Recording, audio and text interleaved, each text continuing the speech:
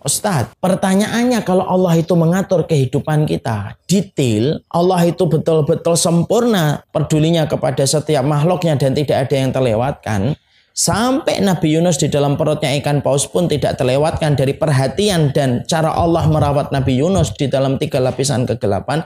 Pertanyaannya, di mana sih kita bisa menemukan Allah, Ustaz? Di mana kita bisa menemukan Allah? Maka ini sebenarnya jawaban kita harus berikan, bahwasanya kita ini bisa menemukan Allah dalam setiap kehidupan kita. Fasamma wajhullah. Di mana kita mau menghadapkan wajah kita ke barat dan ke timur, di situ ada wajahnya Allah. Artinya, sesungguhnya bagi orang yang beriman, dimanapun dia menghadap, dimanapun dia menginjakkan kaki, di situ pasti dia akan mendapati Allah dalam setiap kehidupannya, karena Allah membersamai manusia dan membersamai kepada setiap makhluknya. Pertanyaannya adalah, secara spesifik di mana Allah itu akan menolong kita? Di mana Allah kita dapatkan, Ustaz? Ketika betul-betul kita ingin merasakan dekat dengan Allah. Maka setidaknya ada beberapa perkara yang bisa menjadikan kita betul-betul merasakan dekatnya kita dengan Allah. Setidaknya ada 5 tempat. Di situ kita bisa menjumpai Allah hadir ketika kita melakukan 5 perkara yang kita lakukan pada kehidupan ketika kita menjadi makhluk dan hambanya Allah. Pada 5 tempat itu di mana saja? Para ulama lalu kemudian menyampaikan khamsu maqam. Ada 5 tempat. Pada 5 tempat itulah engkau akan menjumpai Allah hadir dalam setiap apa yang kamu lakukan ketika kamu mengerjakan 5 perkara. Yang pertama, pasti kita akan dapati Allah itu care kepada kita, peduli sama kita, mengatur kehidupan kita ketika kita menolong agama Allah. Ya. Ketika kita menolong agama Allah, pada saat itulah kita akan menjumpai Allah hadir dalam kehidupan kita, dekat dan terasa ketika betul-betul kita tulus menolong agama Allah pada kehidupan kita. Saya akan sampaikan sebuah kisah nyata, bagaimana Allah itu hadir pada saat dan momen ketika manusia itu betul-betul menolong Allah, maka Allah akan membantu dan Allah akan menolong hamba tersebut. Ada seorang ulama yang bernama Hatim bin Aqsam. Hatim bin Aqsam ini namanya adalah Hatim. Kenapa dinamakan Aqsam? Aqsam itu tuli. Karena ulama ini ulama yang sopan betul. Dan ulama ini berakhlak luar biasa. Ada seorang wanita pernah bertanya sama beliau, tapi beliau kentut. Lalu Hatim, karena pingin supaya perempuan itu tidak malu gara-gara dia kentut tanpa dia mampu kendalikan, maka Hatim pura-pura bertanya sama perempuan tadi, apa sih pertanyaanmu? Aku tidak bisa mendengar karena aku lemah pendengarannya. Wanita itu akhirnya tenang karena dia merasa bahwasanya ulama yang dia bertanya tidak mendengar suara kentutnya. Makanya semenjak saat itu beliau dinamakan dengan Hatim bin Aqsam, Hatim yang tuli, padahal sejatinya beliau tidak tuli. Nah, kita akan mengetahui bagaimana Hatim bin Aqsam itu betul-betul mendapati Allah memberikan pertolongan kepada keluarganya sebagaimana dia telah membantu Allah Subhanahu wa taala. Kisahnya adalah Hatim bin Aqsam sedang berencana untuk menuntut ilmu. Pada satu riwayat dia ingin melaksanakan haji, tapi saya lebih cenderung pada riwayat bahwasanya Hatim bin Aqsam pada saat itu ingin menuntut ilmu. Dia kumpulkan anak-anaknya yang lumayan banyak, lalu dia bertanya, apakah kalian ridho kalau bapakmu ini mencari ilmu? Anak-anaknya yang banyak itu memberikan sebuah pesan dan message. Mereka tidak terlalu setuju kalau bapak mereka itu mencari ilmu karena mereka sangat membutuhkan kehadiran sang ayah untuk menjadi tulang punggung keluarga itu. Karena yang mencari maisha penghidupan adalah sang ayah. Tapi Hatim bin Aqsam pada saat itu betul-betul sedang berhasrat untuk mencari ilmu karena ada satu permasalahan yang beliau belum ketahui dan beliau ingin sekali mengetahui jawabannya. Itulah ulama terdahulu. Kecintaan mereka kepada ilmu sama dengan kecintaan kita kepada barang-barang hari ini. Maka beliau menyampaikan, tapi aku ingin sekali untuk mencari ilmu supaya aku mengetahui tentang satu jawaban dari persoalan dan aku bisa menyampaikan kepada umat manusia. Niatnya mulia untuk menolong hamba-hamba Allah, untuk menolong agama Allah dalam dakwah ketika beliau harus berbekal ilmu. Semua anaknya tetap menyatakan bagaimana mereka tidak terlalu setuju. Kecuali ada satu anak perempuan kecil yang langsung dengan tegas berkata kepada ayahnya, wahai ayahku, kalau memang engkau ingin mencari ilmu, silahkan cari ilmu wahai ayahku. Biarkan kami diatur sama Allah, karena Allah tidak akan mungkin meninggalkan kami selama kami telah meridhoi engkau dalam perjalanan untuk mencari ilmu. Masya Allah. Sang ayah mendapati jawaban dari sang anak itu, langsung yakin berbekal dengan apa yang dia kumpulkan, dia langsung pergi. Apa yang terjadi pada keluarga itu setelah ditinggalkan sang ayah Hatim bin A'sam? Maka pada saat itulah hari-hari yang mereka lewati sudah mulai kehabisan bumbu dan bahan di dapur. Sampai akhirnya anak-anak itu, mereka akhirnya menyalahkan sang putri kecil yang telah mengizinkan sang ayah untuk pergi meninggalkan mereka. Lalu sang kakak-kakaknya, abang-abangnya berkata, ini gara-gara kamu mempersilahkan ayah untuk menuntut ilmu, akhirnya kita tidak punya bekal apapun untuk kita masak kecuali air. Baru saja mengatakan yang semacam itu, apa yang terjadi? Tiba-tiba ada suara pintu diketuk. Ketika suara pintu itu diketuk, maka kemudian terdengar suara di balik pintu itu. Ternyata ada satu rombongan berkuda, yaitu rombongan khalifah yang ternyata. Lalu ternyata mereka kehausan karena kehabisan air. Lalu sang khalifah itu bertanya kepada pemilik rumah itu, di antara kalian ada yang memiliki air? Maka seluruh penduduk yang ada di situ kemudian berkata, seluruh yang ada keluarga itu berkata, memang kami tidak memiliki apa-apa kecuali air. Lalu kemudian mereka langsung memberikan air. Setelah kemudian sang khalifah bersama rombongannya minum air yang diberikan oleh keluarganya Hatim bin A'sam, maka setelah hilang dahaganya, maka khalifah itu bertanya, boleh aku bertanya, ini rumahnya siapa? Lalu semua yang ada di dalam rumah tersebut dari anak-anak yang ditinggalkan Hatim bin A'sam mengatakan, kami adalah keluarga Hatim bin A'sam. Sang khalifah kaget ketika disebutkan nama seorang ulama besar Hatim bin A'sam. Ini ulama besar. Langsung sang khalifah yang tadi mengetuk pintu berkata, bisakah kami bertemu dengan ayah kalian? Aku pingin untuk menjabat tangannya dan pingin berjumpa dengan dirinya. Dijawab sama anak-anaknya di dalam balik pintu itu, ayah kami sedang pergi menuntut ilmu. Masya Allah. Lalu kemudian sang khalifah kagum ketika keluarga itu ditinggalkan oleh Hatim bin A'sam. Maka kemudian sang khalifah memberikan satu kantong uang dinar, dilemparkan ke depan pintu rumahnya Hatim bin A'sam. Lalu sang khalifah bukan hanya melemparkan kantong yang ada di dalamnya dinar, tapi sang khalifah lalu berkata, siapapun yang mencintai saya, tolong lakukan sebagaimana yang saya lakukan. Akhirnya, maka kemudian seluruh pasukannya melemparkan kantong yang ada dinar di depan pintu rumahnya Hatim bin A'sam. Sampai rumahnya Hatim bin A'sam tidak bisa untuk dibuka saking banyaknya kantong dinar yang dilemparkan di depan pintu rumah itu. Sang anak kecil yang tadi diinterogasi oleh kakak-kakaknya lalu kemudian berbalik melihat kakak-kakaknya. Sekarang lihat cara Allah ketika merawat kita dan menjaga kita. Di situ kita mendapati, kalau kamu, kalian, antum, saya, keluarga saya, ingin mendapati pertolongan Allah, ingin kita menemukan Allah, temukan Allah ketika engkau membantu agama Allah. Karena Allah akan selalu bersama kepada mereka yang membantu agama Allah. Allah tidak akan pernah meninggalkan karyawan-karyawan yang telah berkhidmah dan telah bekerja untuk membantu agama Allah. Dan itu merupakan bagian dari janjinya Allah Subhanahu wa Ta'ala. Siapapun yang ingin diperdulikan sama Allah, siapapun yang kemudian ingin untuk diperdulikan sama Allah dan ingin diatur oleh Allah dengan aturan yang sebaik-baiknya, kalau kamu ingin mendapati Allah, tolonglah agama Allah, tolonglah hamba-hamba Allah. Maka kamu akan mendapati Allah akan hadir dalam teras kehidupanmu, terasa pada denyut nadimu kalau kamu pada saat itu telah membantu agama Allah. Dan Allah akan mewujudkan sesuatu yang tidak pernah kamu bayangkan ketika kamu pada saat itu membantu agama Allah. Makanya Allah itu ada. Percaya Allah itu ada. Tapi kalau kita kemudian masih bertanya, di mana saya betul-betul menemukan Allah? Apakah harus di depan Ka'bah? Betul, di situ kita menemukan Allah. Dimanapun kita menemukan Allah, melihat pohon kita menemukan Allah, melihat binatang kita menemukan Allah pada sempurna ciptaan yang Allah berikan pada kehidupan kita. Tapi kita akan menemukan Allah salah satunya yang paling terasa. Ketika engkau menolong agama Allah, kamu akan terasa. Di situ kamu akan menemukan Allah dalam setiap perkara yang kamu lakukan ketika menolong agama Allah. Makanya banyak kisah kan, para orang-orang yang bekerja pada agama Allah itu banyak mendapatkan karomah, banyak mendapatkan pertolongan dari Allah. Kenapa wali-walinya Allah mendapatkan karomah dari Allah? Karena mereka bekerja untuk Allah, lalu Allah pun hadir untuk membantu menyelesaikan masalah yang mereka miliki. Dan itulah cara Allah memperdulikan mereka selama mereka memperdulikan agama Allah. Bukan berarti kalau kita membantu agama Allah berarti Allah membutuhkan kita. Enggak, Allah enggak butuh kita.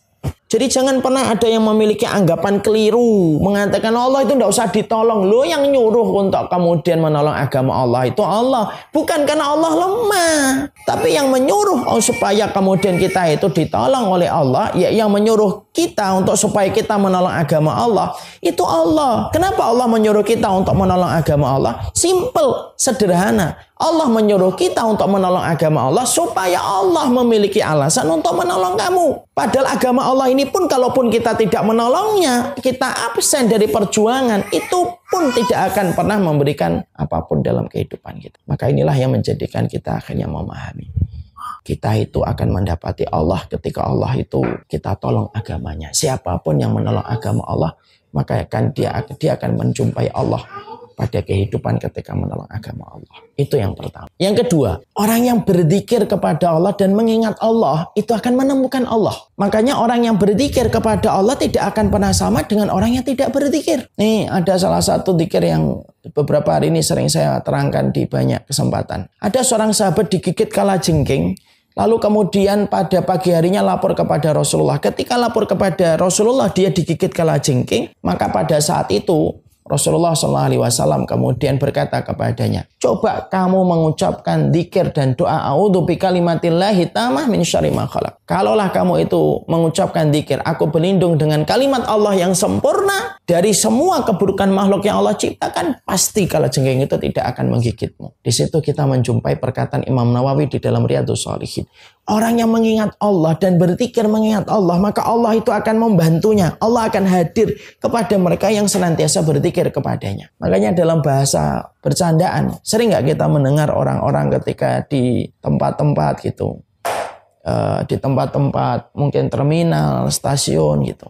Lalu ada preman, kita kenal sama preman itu karena kita baik. Tiba-tiba preman itu memberikan sebuah wejangan. Kalau ada apa-apa yang ganggu kamu, sebutkan nama saya akan datang. Lu menyebutkan nama preman aja bisa menjadi sebab kita itu tidak diganggu di terminal. Lu apalagi mengingat Allah. Kan begitu. Berapa banyak preman sering berkata, sebut nama saya kalau kamu diganggu sama siapapun. Aku selesaikan. Pasti yang mengganggu kamu akan mikir-mikir kalau kamu tahu bahwasanya kamu adalah temanku. Sebut aja nama saya.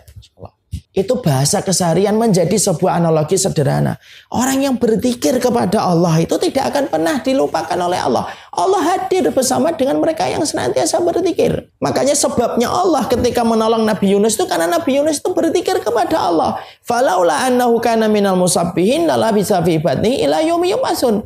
Kalaulah Yunus tidak sebagai orang yang bertasbih, berzikir, pasti aku tinggalkan Yunus di dalam perutnya ikan paus sampai hari kiamat nanti datang. Berarti berzikir itu cara Allah untuk hadir pada kehidupan kita ketika kita menyebut namanya setiap waktunya. Pernah baca sebuah kisah tulisan based on true story, tapi apakah betul benar atau tidak saya nggak terlalu mengetahui. Ada seorang perempuan yang harus melewati satu jalan. Dia mendapati ada sekelompok preman yang mereka minum alkohol, mereka mabuk. Maka seketika perempuan itu sempat berhenti dan bimbang apakah melanjutkan melewati tempat itu atau dia mundur ke belakang. Tentunya tidak jadi pulang. Lalu dia berzikir kepada Allah dan akhirnya melanjutkan perjalanan. Sekelompok preman itu sempat melihat perempuan tersebut, tapi tiba-tiba mereka langsung menundukkan pandangannya. Lalu beberapa menit setelah itu ternyata ada perempuan yang juga lewat. Maka sekelompok pemuda preman yang sedang mabuk itu langsung mengganggu perempuan itu, mengambil barang-barangnya dan melakukan tindakan-tindakan yang tidak semestinya. Singkat ceritanya, sang perempuan ini akhirnya dibawa ke rumah sakit, kemudian ditangani kasusnya oleh pihak kepolisian. Maka pihak kepolisian itu mengumpulkan suspek, orang-orang yang tersangka siapa yang menjadi pelaku penganiayaan.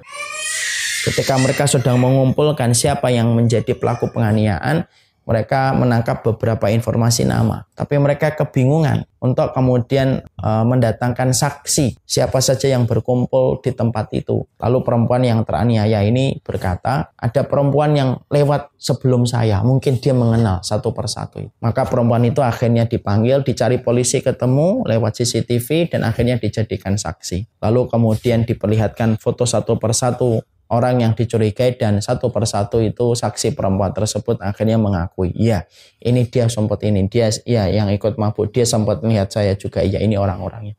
Tapi saya tidak tahu mereka menganiaya ataukah tidak. Tapi yang jelas saya tahu mereka mabuk dan saya melewati mereka ketika di tengah malam itu. Sampai akhirnya tertangkaplah para preman-preman itu yang menganiaya perempuan yang kedua. Tapi yang menarik perhatian oleh perempuan yang pertama, perempuan bertanya kemudian bertanya, kenapa ketika saya lewat kalian tidak mengganggu saya? Tapi kenapa ketika dia lewat kalian malah mengganggunya dan menganiayanya? Ada sebuah perkara yang luar biasa dikatakan oleh preman itu. Kami sebenarnya berencana untuk menganiaya kamu, mencuri barang-barang kamu.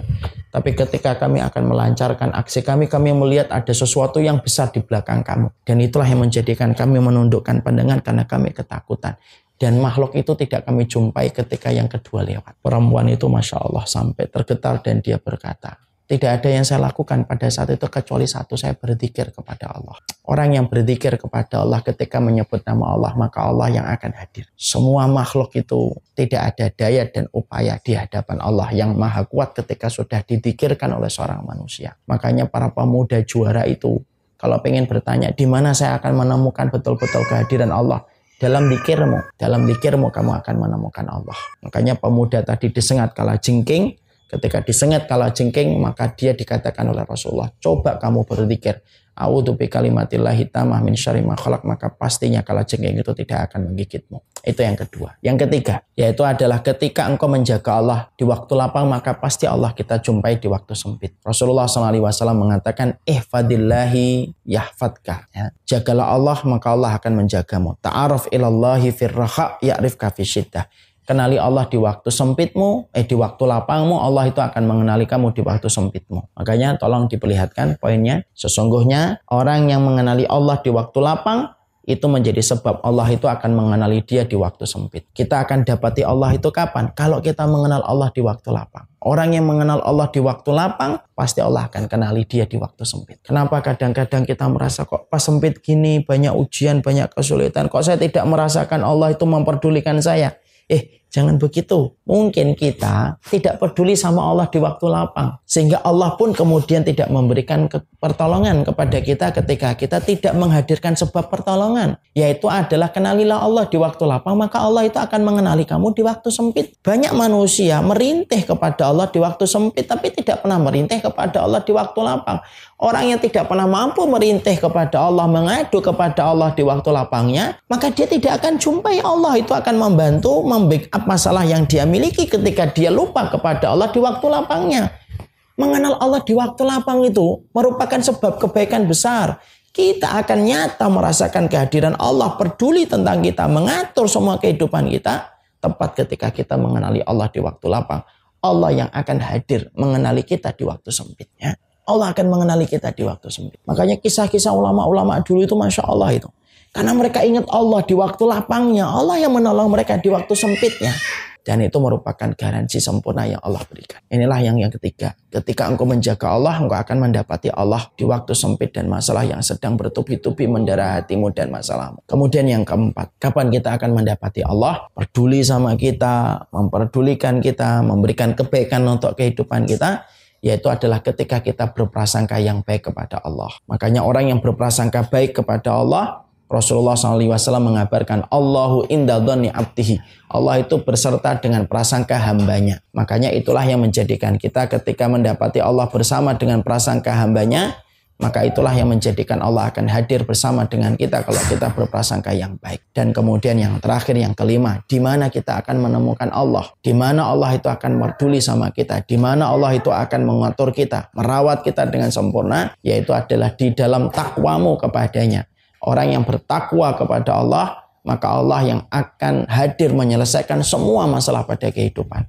Makanya kalau ada orang dapat masalah, naikkan standar takwamu, maka Allah yang akan menyelesaikan seluruh urusan pada hidupmu. Karena apa? Karena Allah sudah memberikan garansi wa may yattaqillaha yaj'al lahu makhraja. Karena barang siapa yang dia bertakwa kepada Allah, maka Allah akan memberikan jalan keluar yang tidak pernah dia sangka-sangka. Makanya kalau kita punya masalah, naikkan standar iman kita. Siapapun yang menaikkan standar imannya, maka Allah yang akan memberikan solusi yang tidak pernah dia sangka-sangka.